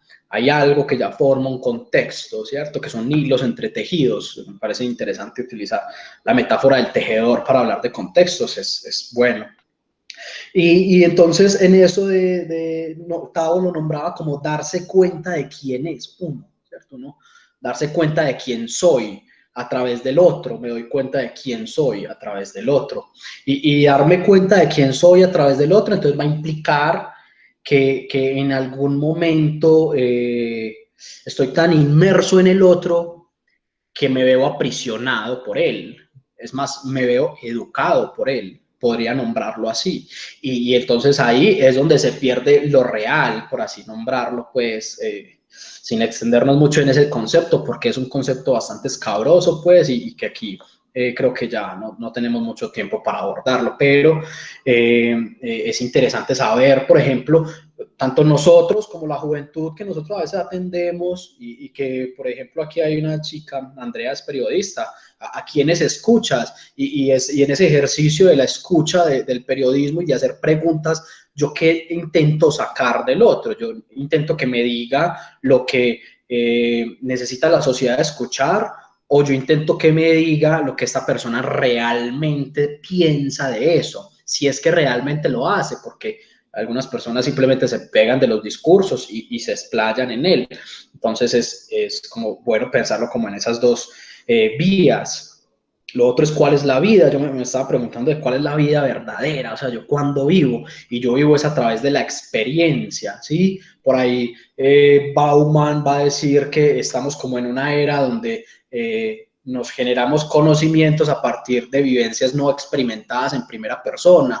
Entonces yo sé qué es el racismo, o yo sé qué es el hambre porque veo videos en África de gente muriéndose de hambre, pero no he tenido hambre en algún momento a tal punto en que yo diga esto es una crisis para mí porque no tengo nada que comer, ¿cierto? Entonces nos empezamos a generar un montón de imaginarios que nos hace desear un montón de cosas que no son de nuestros territorios, que no son a veces de nuestros contextos, aunque vos te vas para La Guajira y encontrás hambre, pues, y aquí mismo en Medellín, sí, no hay que ir muy lejos, pero la cuestión es esa, uno trasladar el cuerpo para poder sufrir eso que viene siendo el saber, y ahí me doy cuenta de cuál es la vida, ¿cierto? ¿Cuál es la vida que yo vivo en este momento? Entonces, a mis amigos les gusta enrumbarse, pero a mí no me gusta beber, pero me gusta ir a la fiesta. Pero yo, para poder decir no a que no me gusta beber, pues tuve que emborracharme en algún momento de la vida. De pronto estamos en esa generación del vivir a través de estas pantallas. Entonces yo aquí lo señalo a ustedes con mi dedo que juzga y les digo en realidad ustedes qué tanto es lo que están viviendo, y si ustedes en realidad están viviendo algo, porque si no es simplemente montarnos en un segundo imaginario. Si el psicoanálisis ya está planteando que esto que estamos acá experimentando es un imaginario, yo pienso que esto de las pantallas es un segundo piso de lo imaginario que se plantea desde el psicoanálisis. Entonces, ahí como para, no sé, hombre, hablar un poquito de la grasa, ¿sí? Y bueno, y eso tendría mucho que ver con lo educativo, cómo es que me separo de los conocimientos que me está dando un profesor. Entonces, el profesor llega y me habla a mí de postulados de física, y me va a decir que la Tierra es redonda, pero yo en algún momento me encontré con esto de la teoría de los terraplanistas y yo digo que es así, y entonces yo no lo puedo decir, no se lo puedo decir a mi profesor. ¿Quién tiene la potestad de hablar de esos temas, de decirme yo cómo debo de pensarme el mundo que estoy habitando, cómo debo pensar mi cuerpo para poderlo habitar? Porque hay personas que no se piensan el cuerpo. Me parece espectacular esa obra de Pessoa de diálogo en el Jardín de Palacio, cuando dice, es que yo para mirar, yo tengo que mirar hacia abajo para mirar mi cuerpo, para saber que tengo un cuerpo, no como a vos, que yo te miro al frente y sé que lo tienes allá. Nosotros a veces no caemos en cuenta de que eso también es parte de nosotros y que lo necesitamos para que nos lleve a ciertas experiencias, a ciertas vidas. Entonces, no sé, lo veo como desde ahí, como para dar un esbozo de respuesta o de tratar de articularme al tema de la grasa, porque en realidad no tenía algo pensado para ella, lo estaba viendo más desde el sistema capitalismo, desde el dinero, y ahí podría hablar pues de la educación, podría hablar del SENA como una máquina de producción de mano de obra barata, ¿cierto? Y aparte de eso, para ciertos estratos específicos, eso, ay, es que es gratuidad y es la oportunidad de todo, ¿no? Veamos quiénes van allá, ¿cierto? Eso es, a quién se le abren esas puertas para poder ser alguien en la vida, ¿sí? Entonces es como, lo veía en esa perspectiva, pero aquí me montan otro panorama, entonces, bueno, es lo que tengo como para decir frente a eso. Bueno, yo, por ejemplo, frente a lo virtual, hay un autor que de hecho estaba revisando hace poco y es Pierre Bourdieu, y lo revisé hace poco y me ha gustado mucho porque me ha aclarado varias cosas de una idea que yo tenía desde hace tiempo, y es como que lo virtual no es esto, o sea, esto es telecomunicación.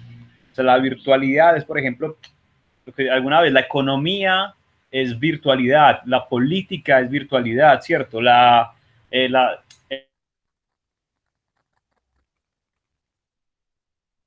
Gabo, se fue, Gabo. Se nos fue Gabriel, lo estamos perdiendo. Fue puta, se fue. Bueno, hablando de la virtualidad, yo les pregunto a ustedes acá si nosotros en este espacio, por ejemplo, no somos un avatar. Sí, eso es interesante también de pensar, que nosotros seamos un avatar hoy en día y no somos sujetos como tal, sino otros personajes que nos creamos en este mundo de la virtualidad. Vos podés crear un perfil en Instagram, Facebook, Twitter, cualquier tipo de red social y montarte el personaje que quieras. Entonces, hoy en día vivimos a través de ¿cómo se dice? Avatares o avatars, no sé. Avatares. Bueno, Sí. entonces los invitaría a pensar eso mientras que Gabriel se Y, descongela. Alguien y va y lo eso, toca. y eso hace parte del existencialismo ya, pues como que la grasa, lo pedagógico y todo eso como que se Por ahí Paola arroja, está hablando de lo pedagógico.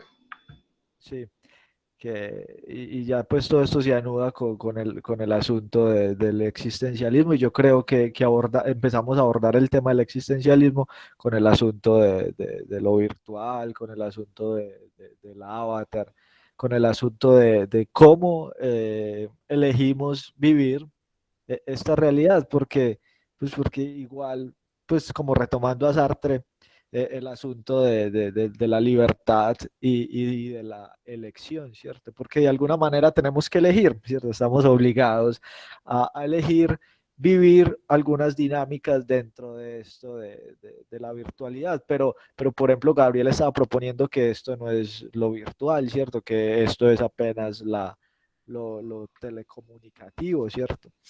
Uh -huh. Entonces, como que eh, yo diría que la mejor forma de existir, ¿cierto? Como la forma que a mí me parece como más amena, en la cual yo me hallo y he construido como algo ahí, sería como el mundo de los afectos.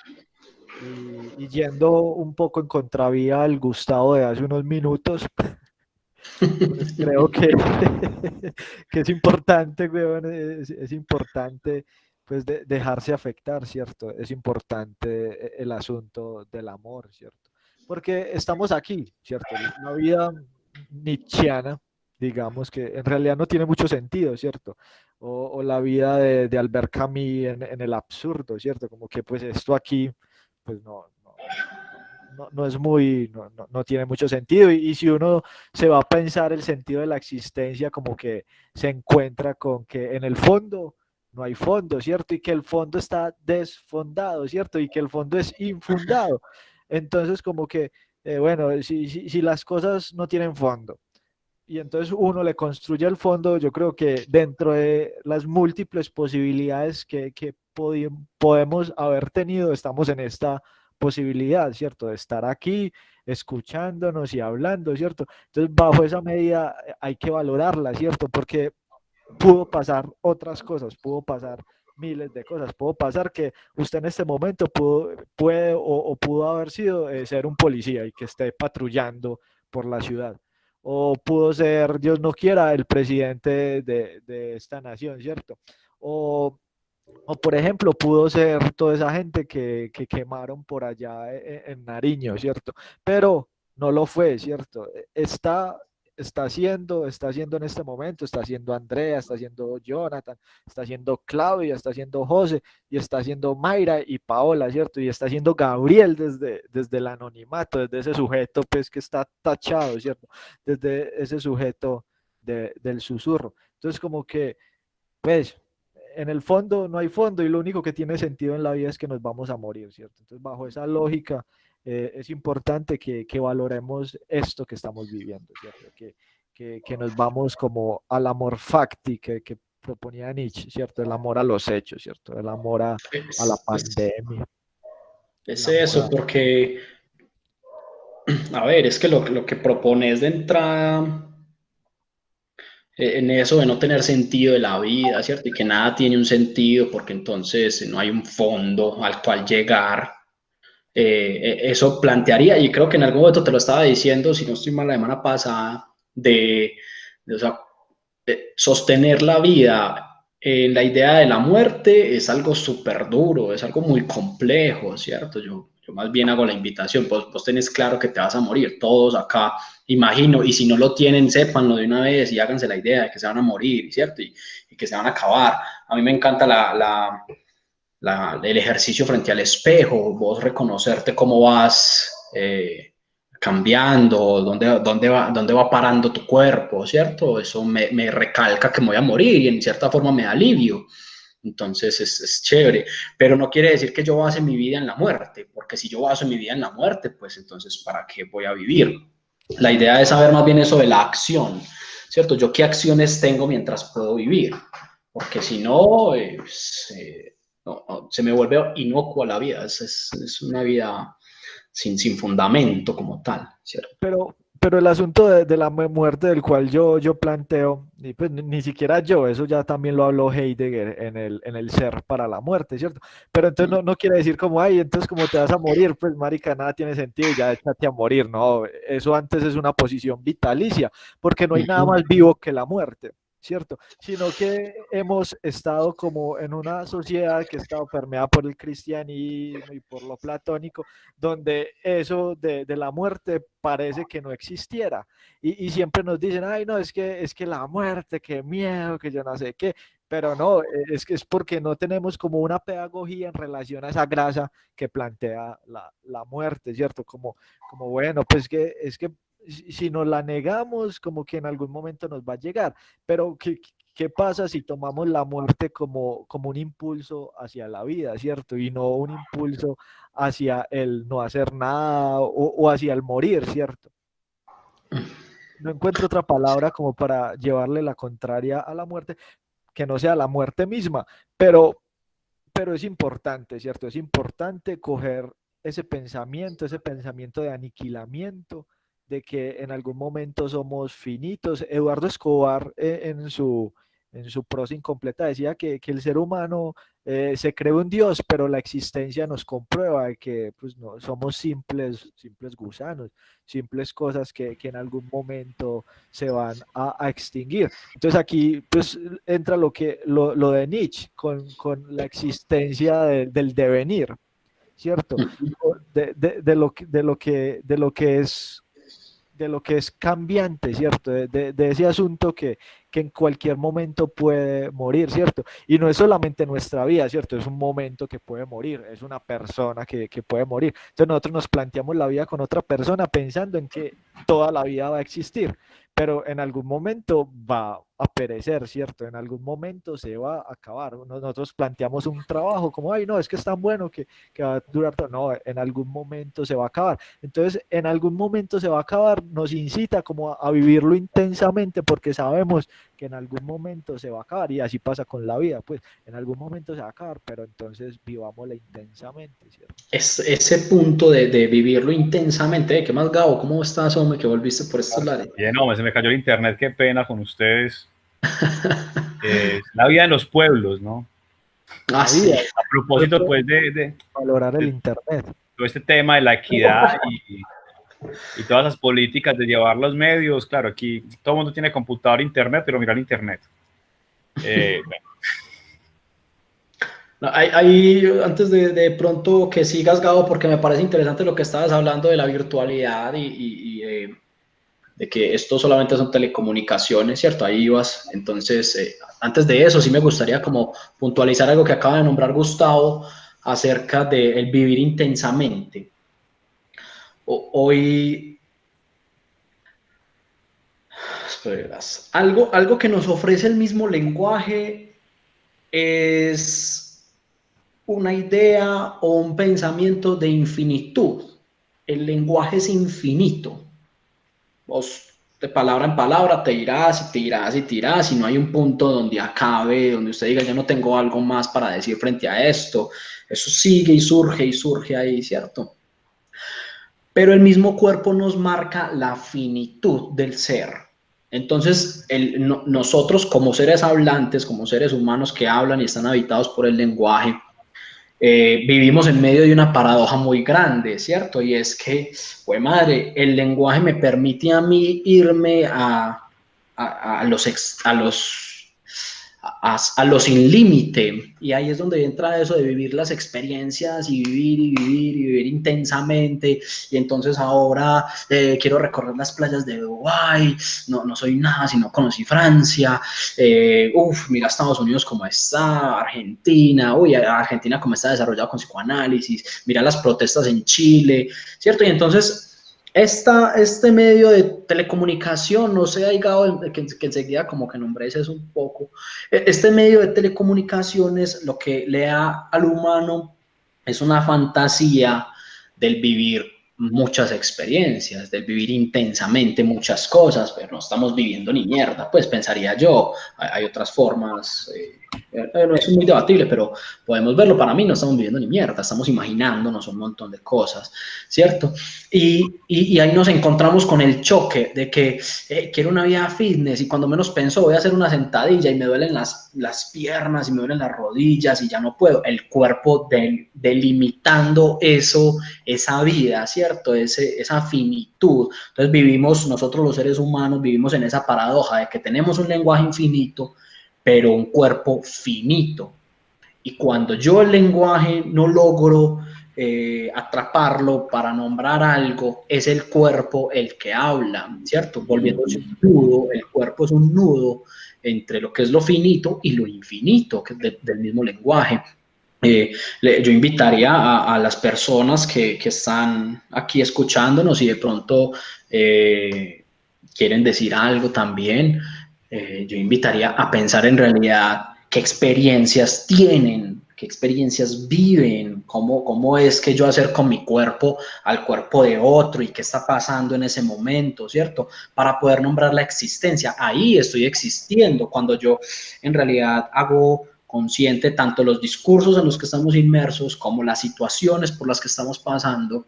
Ahí me encuentro existiendo, teniendo un decir frente a esa experiencia que tengo, ¿cierto? Entonces, esa sería como la invitación, para que no se crean ese pajazo mental, o por lo menos yo lo nombro como un pajazo mental de el Internet nos abrió las puertas, el Internet no nos ha abierto ninguna puerta, pensaría yo, el Internet es antojado de abrir muchas puertas, ¿sí? Entonces, bueno, con eso finalizo ahí lo que tenía para decir.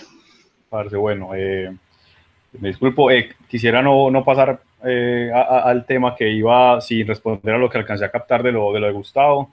Alguna vez lo conversamos también, creo que en nuestros espacios, y es eso, que por ejemplo, en esto que se nombra como pulsión de vida y pulsión de muerte, pues todo lo que se hace, por ejemplo, las personas que hacen cutting, ¿cierto? Y toda la gente que busca experiencias extremas y vivir, lo que está haciendo es demostrar que está convencida de que se va a morir y por eso pues busca un montón de experiencias y sensaciones en el cuerpo. Y que en cambio la gente que asume la vida eterna lo que hace es renunciar a la corporalidad, ¿cierto?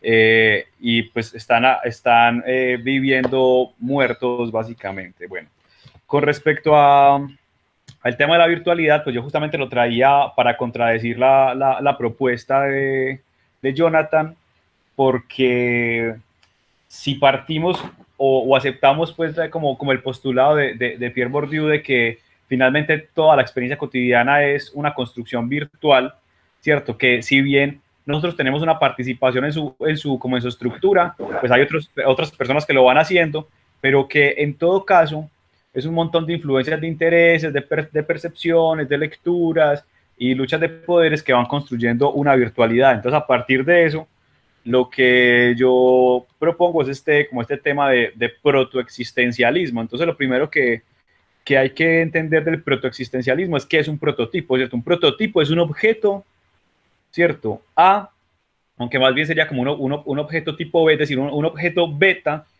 que tiene en su estructura o en su composición lo que necesita para ser un objeto A, es decir, un objeto alfa. Ahora, lo que pasa es que eso es como una dialéctica materialista. ¿Cómo así? Sí. Cuando un prototipo llega a ser el objeto definitivo, una vez pasó todas las pruebas, inmediatamente se convierte en prototipo. ¿Sí? Piensen ustedes en cuál herramienta ha dejado o qué objeto ha dejado de tener transformaciones a lo largo de la experiencia humana y también de las otras especies, ¿cierto? Los elementos van transformando sus usos. Entonces, por más que consideremos que ahorita esta es la herramienta más importante y que esta es la forma absoluta, que tengo este libro, en la forma absoluta de almacenar el conocimiento, pues ya vamos viendo, ¿cierto? Que no lo era. Y lo que va pasando, por ejemplo, con los computadores, los diferentes escenarios o implementos de almacenamiento de información, pues se van cambiando. Y sobre todo, lo que esto nos dice es que nunca va a haber un objeto final, es decir, podemos tener un objeto beta y luego un objeto alfa, pero apenas es alfa, vuelve a ser beta y nunca tendremos un objeto que sería como un objeto omega, un objeto definitivo. Sobre todo porque con este símbolo del objeto omega, algo muy importante o muy bonito para mí, y es que la O de omega viene la figura del escarabajo, ¿cierto? Y significa transformación. Pero además, si tenemos en cuenta qué es el escarabajo, es un ser que vive en torno a la mierda, se la pasa toda su vida recogiendo mierda para hacer su casita de mierda para que sus hijos coman mierda, ¿no? Entonces, un poquito como que todas esas certezas que tenemos van por ahí. Y ya, como les decía ahorita, para no extenderme mucho, me voy a permitir leer algo que escribí y bueno, las conclusiones. Continuando con la exposición central, tenemos que el protoexistencialismo es el existencialismo que, bien pudiendo parecer de tipo A, e incluso por el hecho de serlo, es sobre todo de tipo B. Pero ¿dónde encontramos alguna claridad sobre esta posición? El mejor lugar para empezar es en cualquier discurso que llame a tomar una posición frente a todo, o bien frente a nada. Piénsese, por ejemplo, en todos los estilos de vida que proliferan a punta de ciberpregones y de telescándalo virtual.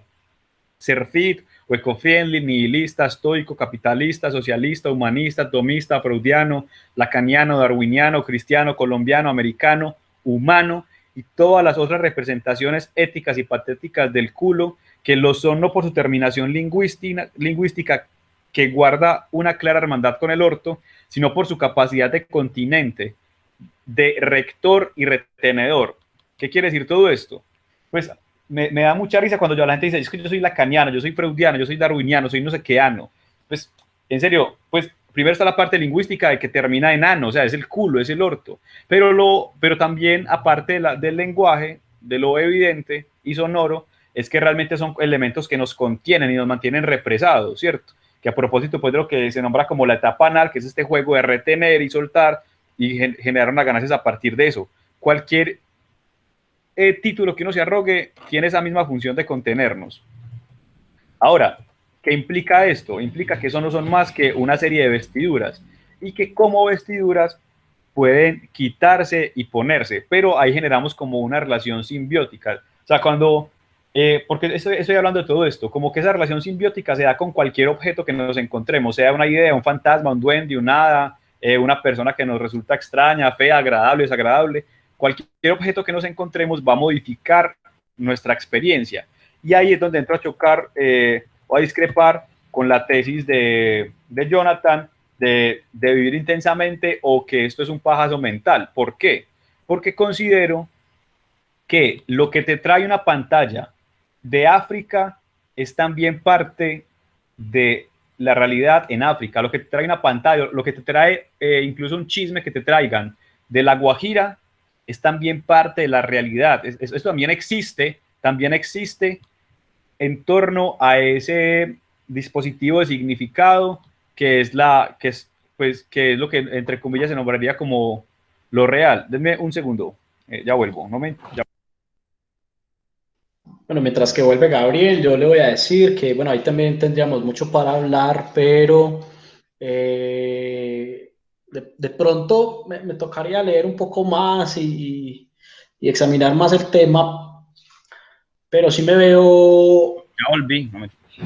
te iba a proponer, Gabriel, hablar acerca del avatar, ¿cierto? Porque el avatar es un personaje supuestamente ficticio que nos creamos en este mundo de las redes, en este mundo de la web, para ir a vivir esas experiencias, pero como tal no las estamos viviendo nosotros, sino un personaje que nos creamos allá en la nube, ¿sí?